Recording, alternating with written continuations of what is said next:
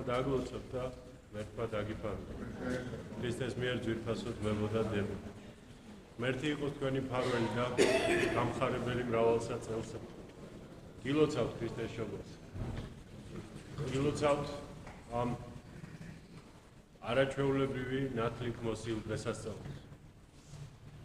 გილოცავთ იმას, რომ ღმერთმა გავიხსენებთ ჩვენ. გილოცავთ იმას, რომ ღმერთი მოვიდა ჩვენთან. გილოცავთ იმას, რომ ჩვენი პასუხისმგებლობა სხვა სიმაღლეზე ავიდა. ამ ქვეყნად ზოგჯერ ესეთი გამონათქვამი არსებობს, გავიგონია ყველას. მითხარიო, ვინ არის შენი მეგობარიო და მეგეთქვი ვინ ხარ შენ. სხვა გამონათქვამიც არსებობს. მითხარი, ვინ არის შენი მტერი, მეგეთქვი ვინ ხარ. რამხელა მტერთან გიწევს ჭიდილი, ისიც განსაზღვრავს შენ პიროვნებას. და კიდევ ერთიც რო გავიხსენოთ, რამხელა პასუხისმგებლობით ხარ დატვირთული, აი ეს განსაზღვრავს შენ. რამხელა ვალდებულება, რამხელა პასუხისმგებლობა, რამხელა მოვალეობა გაქვს აღებული თუ დაგისრებული. ჩვენ გვაქვს საოცარი მოვალეობა დაგისრებული, რაც ყველაზე საპატიოა, რაც კი შეიძლება არსებობდეს.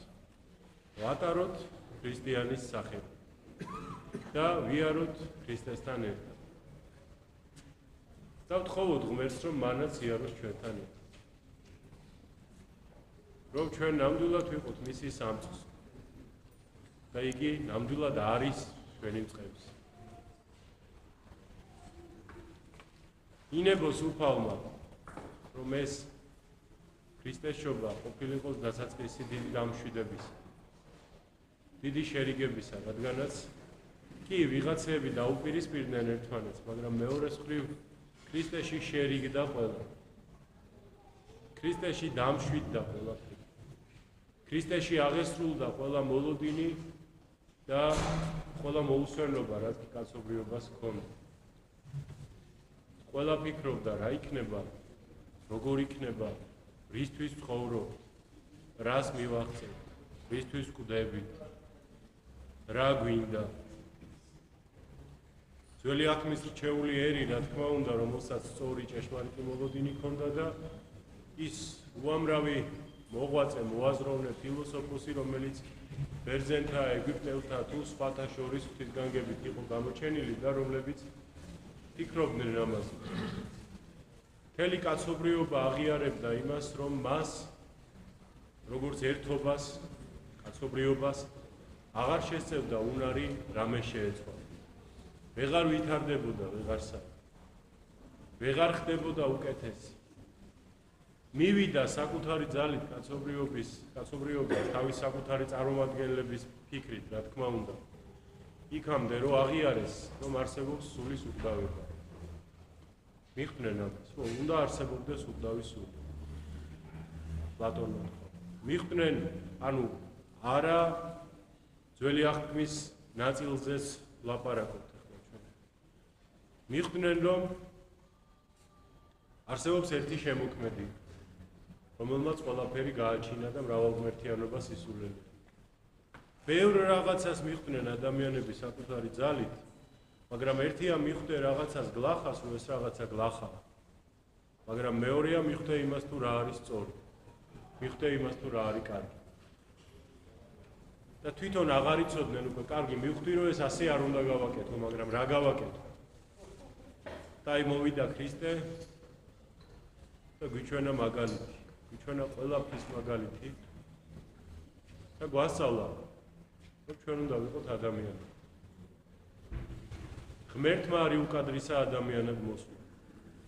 ადამიანად ყოფნა საამაყო აქცია და დააბრუნა.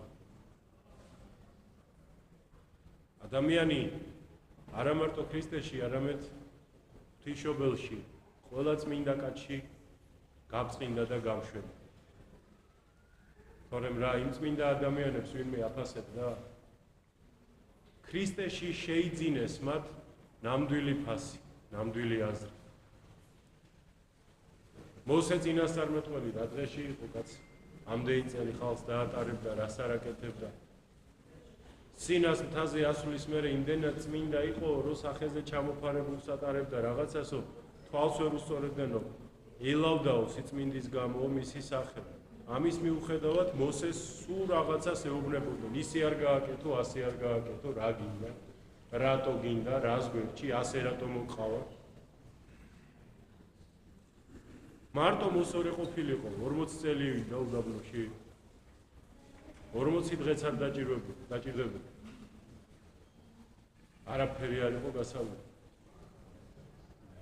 მაგრამ საქმე იმაშია, რომ სანამ ხალხი არ შეიცვალო თვითონ, სანამ ადამიანები არ მიხვდნენ იმას, ვინ იყო მათ გვერდით, მათ წინაშე, მანამდე არაფერი არ გამოვა.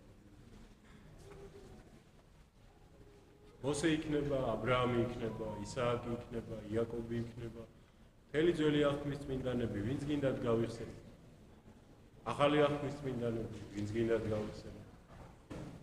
ბევრს ვიცი, რომ ძალიან გიყვართ რომელიმე წმინდანი ვიღაცას, განსაკუთრებით თქვათ მამა გაბრიელი ვიღაცას, სერაფიმე საროველი ვიღაცას, დავით აღმაშენებელი ვიღაცას, წმინდა გიორგი. ბუნებრივია, ადამიანურია, თავისი მოსახელე წმინდანი უყვარს ვიღაცას და ასე შემდეგ. ვიღაცას წმინდა ნიკოლოზი. მაგრამ საქმე იმაშია, რომ არც ერთი წმინდანი თავისთავად არ არის წმინდანი. როგორც ვარსკვლავებს საკუთარი სინათლე კი არა, თვარეს საკუთარი სინათლე კი არა, მზის სინათლეს ირეკლავენ და გადასცემენ და თვითონაც ნათელ მიხდებიან, იმიტომ რომ მზე ანათებს. ასევე ქრისტეს მოსვლით განათ და ყველა და ყველა. მადლობა ღმერთს, მადლობა ქრისტე მაცხოვრის. მადლობა ყოვლადწმინდა სამებას, რომელმაც კაცობრიობის გაჩენამდე განიზრახა, როგორც მოყვარულმა ღმერთმა ერთარსებამ, რომ თავისი ქმნილებისთვის, რასაც იგი გააკეთებდა, თავს დადებდა. ყოვლადწმინდა სამების ხატი გინახავთ, ხო? აი პატრიარქის სამებაა და ბევრი დახატულია რათაც არის შეცვლილი. ხშირად სამების ხატზე და ეს აბრაამის თუმართმოყვარეობას აღნიშნავს ხოლმე, როდესაც მან სამი ანგელოზი ისტუმრა. აი ეს თასი, რომელიც შუაში დგას ხოლმე, იქ შუაში გაირჩევა ტარიკი, ანუ სამსხვერპლო ცხვარი. და იმ ირონებებს, რომლებიც ყოვლადწმინდა სამების სამ პირს განასახიერებენ, მამას, ძეს და სულიწმინდას, თითი აქვთ ხოლმე გაშვერილი ამ ტარიკისკენ. ერთ-ერთს მაინც. ხოლო ერთ-ერთი თავს ხრის ხოლმე, ძელმერთ, მარჯვნივ. შუაში მამა. რატომ? იმიტომ რომ ღმერთმა თავიდანვე თქვა, რომ იგი თავს დადებდა თავისი ქმნილებისთვის. ღმერთს არასოდეს არ ქონია ის, რომ იგი უპასუხისმგებლო იქნება. ადამიანებს საკუთარი მოვალეობის, საკუთარი ცხოვრების, საკუთარი დანაშაულის, საკუთარი სამსახურის პასუხისმგებლობა არ გვინდა ხოლმე რომ ავიღოთ. და ამ დროს უფალმა, რომელსაც თვითონ არაფერი სჭირდება და რომელიც ძალიან დიდია, რომელსაც არაფერი ვალი ჩვენი არ აქვს, გადაწყვიტა რომ ჩვენი პასუხისმგებლობაც კი აეღო თავის თავზე. ადამმა საკუთარი დანაშაულიც კი არ მოინანია, რომ შევწდი და აკრძალული ნაყოფი შევჭამა. ქრისტე მოვიდა იმისათვის, რომ თვითონ უდანაშაულოს, ჩვენი დანაშაულები აეღო და აეწანა ჯვარზე. ამიტომაც მადლობა ყოვლადწმინდა სამებას, მადლობა უფალ იესო ქრისტეს, რომელიც მოივლინა და მას მერე განუშორებლად ჩვენთან არის და აღგვიქვა, რომ მე თქვენთანა ვარ ყოველდღე დღესდღეობით აღსასრულად და სოფლის. მადლობა მას, მადლობა ყოვლადწმინდა ღვთისმშობელს, რომელმაც თავისი დიდი მორჩილებით და თვინიერებით შეიტკბო და დაიტია, დაუტევნელი. დაიტია ის, ვისაც სამყარო ვერ იტევს და საღვთო განგებით მოავლინა ხილულად. ღვთისმშობლის მიერ ვარ ჩვენ ქრისტეს ნათესავები და იგივე ხორცი, ჩვენნაირი ხორცი უფალმა ღვთისმშობლის მიერ მიიღო. მადლობა ღმერთს ყველაფრისთვის. მადლობა უფალს ამ დიდი სიყვარულისთვის, რომელიც თავისი შობით გამოგვიცხადა მათ. მოსვენება არ ქონია მას, დაიბადა და მაშინ ლტოლვილი გახდა. ჩამოვიდა და საკუთარ ქალაქში ვერ დაბრუნდა. ბეთლემში დაიბადა. იქიდან ეგვიპტეში ლტოლვილობა მოუხდა. დაბრუნდა, თავის ქალაქში ვერ დასახლდნენ, ნაზარეთში დასახლდა. წამოიზარდა და სახლი კარი არ ჰქონდა. გადმოცევით უფროსი და-ძმები, რომლებიც მერე იოსების შვილები, წილს არ აძლევდნენ ოქონებისო, რომ ეს ნაბოლ არავინ არის.